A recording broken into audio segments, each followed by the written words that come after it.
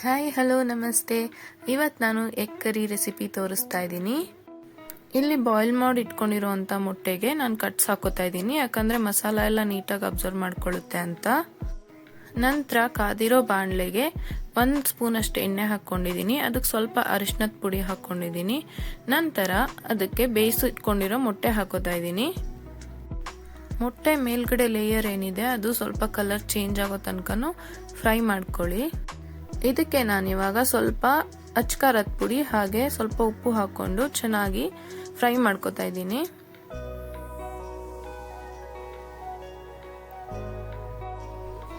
ಎಲ್ಲ ಕಡೆ ಈವನ್ ಆಗಿ ಫ್ರೈ ಆಗೋ ತರ ಫ್ರೈ ಮಾಡ್ಕೊಳ್ಳಿ.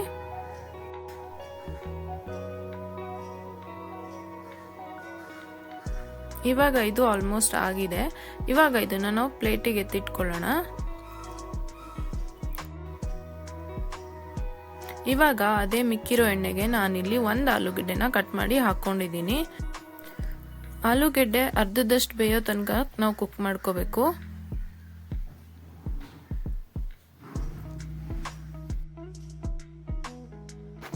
ಇವಾಗ ಇದು ಆಗಿದೆ, ಇದನ್ನ ಪ್ಲೇಟಿಗೆ ಎತ್ತಿಟ್ಕೋತಾ ಇದ್ದೀನಿ. ಇವಾಗ ಅದೇ ಬಾಣಲೆಗೆ ಸ್ವಲ್ಪ ಎಣ್ಣೆ ಹಾಕೊಂಡು ಅದಕ್ಕೆ 1 ದಪ್ಪು ಈರುಳ್ಳಿನ ಕಟ್ ಮಾಡಿ ಹಾಕೊಂಡಿದ್ದೀನಿ. ಈರುಳ್ಳಿ ಸ್ವಲ್ಪ ಫ್ರೈ ಆದ ನಂತರ ಅದಕ್ಕೆ ಜಿಂಜರ್ ಗಾರ್ಲಿಕ್ ಪೇಸ್ಟ್ ನ ಆಡ್ ಮಾಡ್ಕೊಂಡಿದ್ದೀನಿ. ಇಲ್ಲಿ ಜಿಂಜರ್ ಗಾರ್ಲಿಕ್ ಪೇಸ್ಟ್ ಆಡ್ ಮಾಡ್ಕೊಂಡಿರೋ ಕ್ಲಿಪ್ಪಿಂಗ್ ಮಿಸ್ ಆಗಿದೆ. ಜಿಂಜರ್ ಗಾರ್ಲಿಕ್ ಪೇಸ್ಟ್ ಚೆನ್ನಾಗಿ ಫ್ರೈ ಆದ್ಮೇಲೆ ಅದಕ್ಕೆ 2 ಟೊಮೊಟೊನ ರುಬ್ಬಿ ಸೇರಿಸ್ಕೊಂಡಿದ್ದೀನಿ. ಟೊಮೆಟೊ ರಾಸ್ಮೇಲೆಲ್ಲ ಹೋಗೋ ತನಕ ಫ್ರೈ ಮಾಡ್ಕೊಳ್ಳೋಣ. ಇವಾಗ ನಾನು ಟೊಮೆಟೊ ರುಬ್ಬಿರೋ ಜಾರ್ಗೆನೆ ಒಂದು 10 ರಿಂದ 15 ಗೋಡಂಬಿನ ನೆನೆಸಿ ಹಾಕೊಂಡಿದ್ದೀನಿ ರುಬ್ಕೊಳ್ಳೋಕ್ಕೆ ಅಂತ. ಇವಾಗ ಇಲ್ಲಿ ಟೊಮೆಟೊ ಫ್ರೈ ಆಗಿದೆ. ಇವಾಗ ಇದಕ್ಕೆ ಮಸಾಲೆ ಪುಡಿಗಳನ್ನ ಸೇರಿಸ್ಕೊತಾ ಇದ್ದೀನಿ.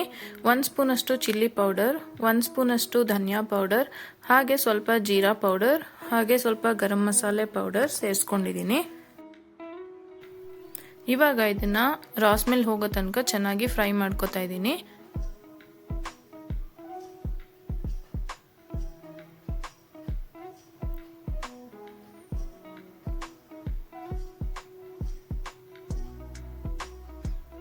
ಇವಾಗ ಇದು ಚೆನ್ನಾಗಿ ಫ್ರೈ ಆಗಿದೆ. ಇವಾಗ ಇದಕ್ಕೆ ನಾನು ರುಬ್ಬಿಟ್ಕೊಂಡಿರೋ ಗೋಡಂಬಿ ಪೇಸ್ಟ್ ನ ಸೇರಿಸ್ಕೊತಾ ಇದ್ದೀನಿ. ಗೋಡಂಬಿ ಪೇಸ್ಟ್ ನ ಸೇರಿಸ್ಕೊಂಡ ನಂತರ ಅದನ್ನ ಚೆನ್ನಾಗಿ ಫ್ರೈ ಮಾಡ್ಕೊತಾ ಇದ್ದೀನಿ. ಇದಕ್ಕೆ ಇವಾಗಲೇ ಉಪ್ಪು ಸೇರಿಸ್ಕೋಬೇಕು. ರುಚಿಗೆ ಎಷ್ಟು ಬೇಕೋ ಅಷ್ಟು ಉಪ್ಪು ಸೇರಿಸ್ಕೊಂಡು ಚೆನ್ನಾಗಿ ಫ್ರೈ ಮಾಡ್ಕೊತಾ ಇದ್ದೀನಿ.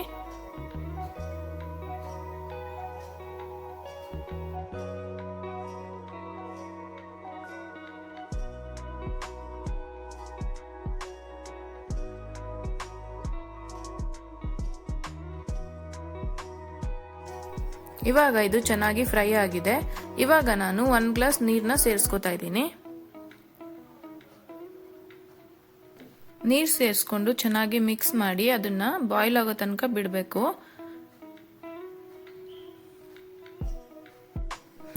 ಇವಾಗ ಇದು ಬಾಯ್ಲ್ ಆಗ್ತಿದೆ. ಇವಾಗ ಇದಕ್ಕೆ ನಾವು ಮೊದಲೇ ಹುರಿದಿಟ್ಕೊಂಡಿರೋ ಆಲೂಗೆಡ್ಡೆ ಮತ್ತೆ ಮೊಟ್ಟೆನ ಸೇರಿಸ್ಕೊಂಡು ಆಲೂಗೆಡ್ಡೆ ಚೆನ್ನಾಗಿ ಬೇಯೋ ತನಕ ಕುದಿಸ್ಕೋಬೇಕು.